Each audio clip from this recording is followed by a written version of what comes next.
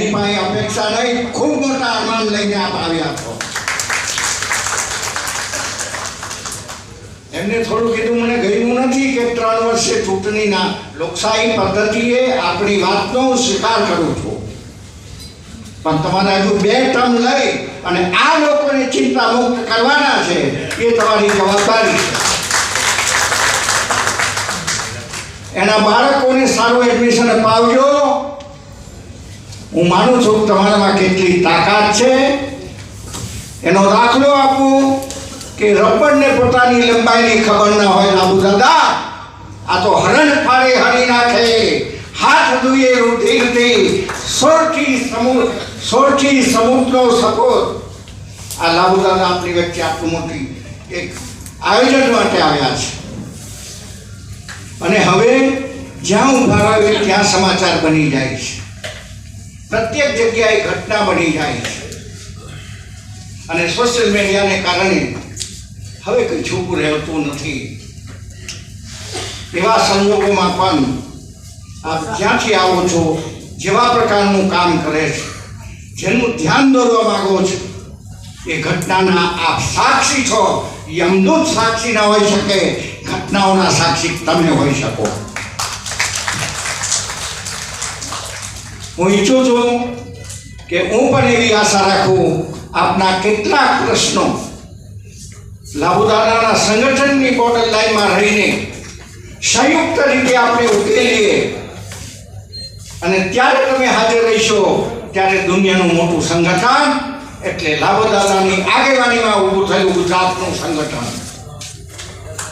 ગુજરાતને ઘણા બધા પ્રશ્નો અને આવિષ્કારોથી આપણે નવાઈ જાય. ગુજરાતના વિકાસનો દર, એનો ગ્રોથ, 60માં છૂટા પડ્યા પછી અહીંયાનું અર્થતંત્ર, અને એ વખતે મુખ્યમંત્રી આપણે અમરેલી જિલ્લાનો મળે છે, અને આજે ગુજરાત આકાશમાં ઉડે છે. ઉત્તર પ્રદેશના બજેટ કરતાં મોટું બજેટ, એટલા જ પૈસા એનઆરઆઈઓના ડોલરમાં ગુજરાતમાં લાવવાના, અને કદાચ 50 લાખથી વધારે બિહારીઓને આપણે રોજગારી આપવાની. આ ગુજરાત છે. એને માટે જ આખી ટીમને હું ધન્યવાદ આપું કે ગુજરાતને ક્યારેક સંકોચ ન લાગે એવા સમાચાર બનાવજો. ઈશ્વર પણ આપણી સાથે રહેશે, રહે કે ન રહે પણ તમારો કેમેરો રહેશે એવો મને વિશ્વાસ છે. આપે મને સાંભળ્યો. પુનઃ લાબુ દાદા, હું રિટાયર થાને ચૂંટણીની બહુ વાતો ના કરતા, ડફોડોને પડવું પડવું છે, એટલે તમે હટા નહીં આવતા.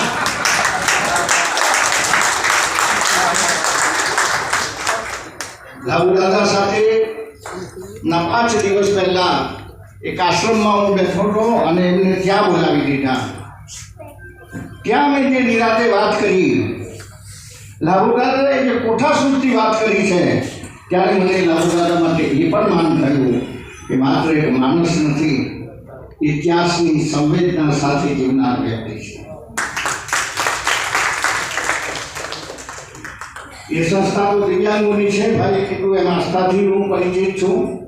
બીજી પણ એવી સંસ્થાઓ હોય, હું આવી ચૂક સંસ્થા સાથે, બાળકોની અને દિવ્યાંગોની સંસ્થાઓ સાથે સંકળાયેલો છું. પણ તે જગ્યા પર આવી અમે સાથે જમ્યા, તે દરમિયાન જે વાતો કરી, મને આપણા માટે માન છે કે આપણી આગેવાની આ લોકોને એક નવી દિશા તરફ, સન્માન અને સ્વાભિમાન તરફ લઈ જશે. એ સાથે ધન્યવાદ. જય હિન્દ, જય ભારત.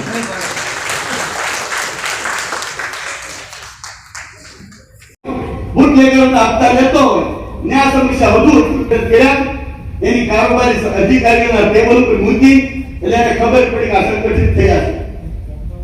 ખૂબ મોટી બ્રેક હતી. 2-3 મહિને એકાદી ઘટના મને એટલી મોટી બ્રેક હતી. એની સાથે માત્ર એ લડત અમારી હતી. લક્ષાંક એ તો પહેલા 2 રાઉન્ડ અમે માર્યા ને, ત્યારે બધા તાલુકામાં, જિલ્લામાં પ્રવાસ કરી પત્રકારોને અમે સાંભળ્યા છે. અમારી વાત નથી કરી, પહેલા અમે પત્રકારોને સાંભળ્યા છે 2 વર્ષ. પત્રકારોની જે સમસ્યાઓ હતી એનો સાર કાઢ્યો, તો ખબર પડી કે 14 માંગણી છે. આ 14 માંગણી મુખ્યમંત્રી રૂપાણી અટકાળાની પાસે રજૂ કરી કે ભાઈ અમારી પત્રકારની આ 14 સમીક્ષા છે.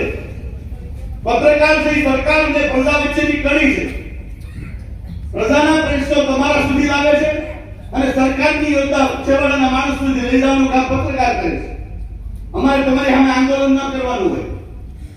તમે જ્યારે કહો ત્યારે ટેબલ ટોક કરી ચર્ચા કરી આ પ્રશ્નો ઉકેલવા અમે બધાય બધાનો વિરોધ લીધો. એક કેવી ઉઘરાણી કરી, કેવી ઉઘરાણી કરી છે. હું પોતે ફોન કરું 4 વખત 5 કરતો હતો. છઠ્ઠો ફોન આવ્યો હોય, ભાઈ તમે ક્યાં છો? અંકલ હું આવીને લઈ જાઉં. ત્યારે એની શરમ પડે કે હવે મારે દેવા જવા પડશે. આવી રીતે ભેગા કર્યા છે. તમારી ચિંતા કરવા માટે તો અમે એટલું સાહસ કરતા હોય. અમારે તમારા માટે છે લોકો પાસે માગવા નથી.